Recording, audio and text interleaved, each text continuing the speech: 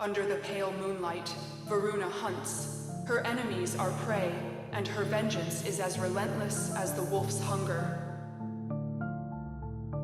Voruna's howl echoes through the night, a call to the wild. Where the moon rises, so too does her fury.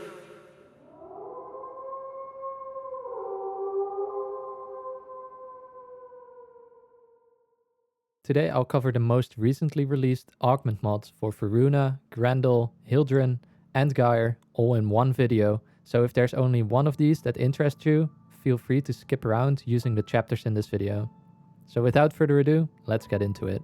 First, I want to start off with Voruna's augment called Prey of Dynar. Prey of Dynar is a bit convoluted as it's not communicated clearly what this augment exactly does, so I'll break it down for you. Prey of Dynar will highlight an enemy within 25 meters upon casting with your chosen energy color. Because of this, I would recommend setting your energy color to something that's easily identifiable, like bright pink or full white. The marked enemy will have 50% vulnerability applied to them, and when attacked with Fangs of Recharge, will spread status effects of this ability upon kill with 150% increased range as a final multiplier. Scaling of this mod was previously bugged, applying range scaling twice, but this has been fixed in a recent hotfix. Nonetheless, builds can easily achieve a 46+ meter status spread. Putting this augment in a Voruna build based around status damage, using Roar to further scale status damage and durability damage, will allow you to nuke low to mid-level enemies with relative ease.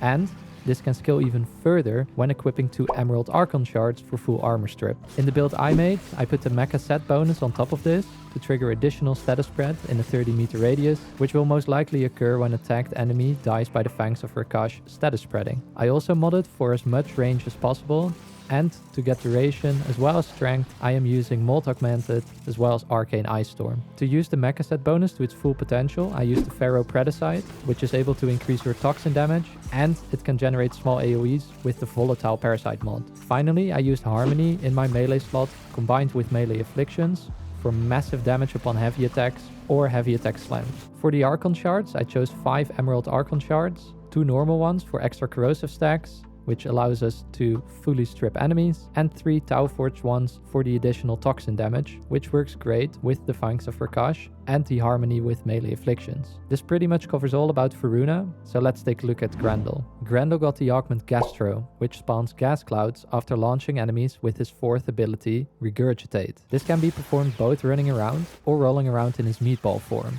Gastro is great as Regurgitate also strips enemy armor if your ability strength is high enough.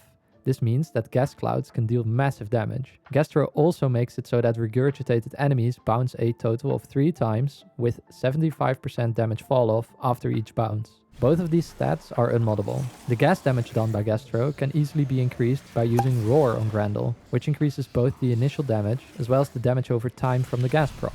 For a Grendel build, I would advise the one shown on screen, which uses a combination of power strength and a lot of range for the gas clouds to spread. Archon Intensify synergizes nicely with Nourish, as Nourish will heal Grendel upon cast, which triggers Archon Intensify even when no healing is done, giving you a free 30% extra ability strength. For Arcanes, I'm using Molt Augmented and Arcane Battery. Arcane Battery is a great choice on Grendel because his armor will increase based by the enemies stored in his gut, up to 1250 extra armor, translating into about 400 extra energy. Make sure that while you are playing, you try to keep at least 3 enemies in your gut to make sure that you have enough energy available to cast all of your abilities. Molt Augmented will increase the damage from Gastro by providing additional ability strength. I did not put any Archon shards on my Grendel build, but if I would advise using 1 yellow Archon shard for casting speed and 4 red shards for additional ability strength. Okay, so now let's see who's next. I see it's the 95% of you watching my videos who are not subscribed yet.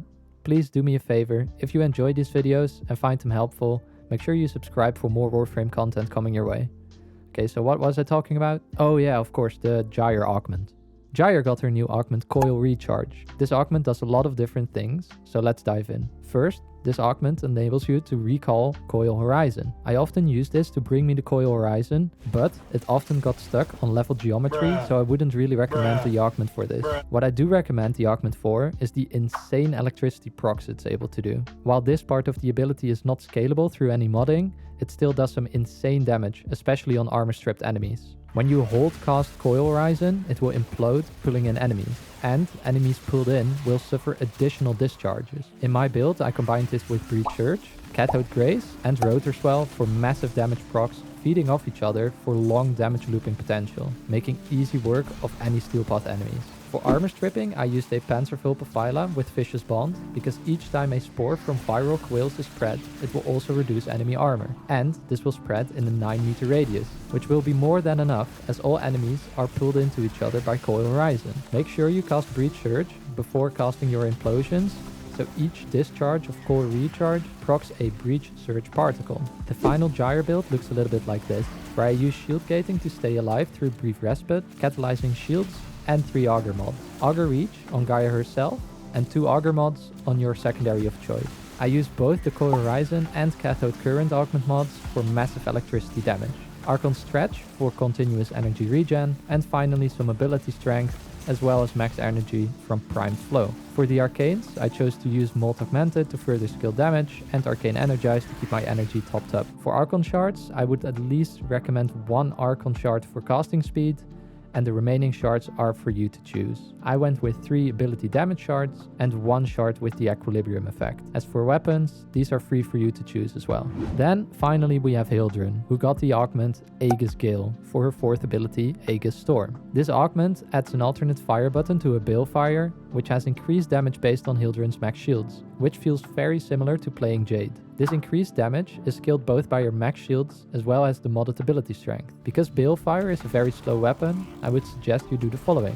First, make sure you pick a companion on which you can use Reinforced Bond. This should be relatively easy when you put Linked Redirection on any of your companions, as this scales with Hildryn's shield, which will be crazy large. I used Worm Prime, on which I also equipped Tenacious Bond, Negate, and Guardian for additional survivability and status cleansing. To make sure Tenacious Bond was triggered, I used a Vulcac Sentinel weapon with critical delay, as this is enough to reach the 50% crit chance requirement. I also equipped the Vigilante Set mod to increase primary crit chance if you ever get knocked out of Aegis Storm. Besides Reinforced Bond, I would suggest you pick up any of the Furex melee weapons, as here you can equip the Amalgam mod for increased fire rate, which also works on Balefire. To scale Balefire's potential beyond this, you can do multiple things.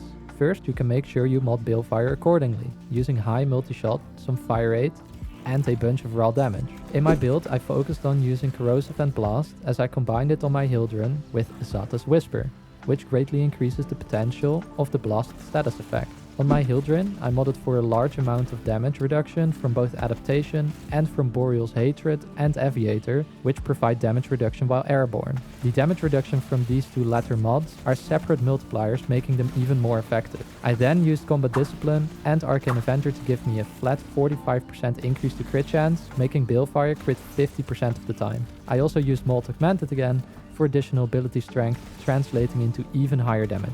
The remainder of the mods are range and ability strength to boost Balefire's blast radius, and primed redirection for both increased damage and survivability. Something worth noting is that Aegis Storm as well as Balefire are able to be snapshotted, meaning that you can apply a large number of external ability strength sources before you take flight. I used the 40% from the Matterize Void Sling passive and 60% from the Foam Toe mod on the Grimoire, giving an additional 100% ability strength in total. As for shards, I had none equipped. However, you could actually consider using the Taupe as Archon Shards for shield regen on kills with Blast, or possibly better, just stack up on 5 ability strength shards. This pretty much covers all the newly introduced augment mods. In general, as a quick recap, I would say that all of these augments are really solid, with special mentions to Coil Recharge, making Coil Horizon actually deal some considerable damage, and Prey of Dynar for just being a busted augment even after it was properly balanced. With that being said, I hope you enjoyed the video. If you did, remember to leave a like,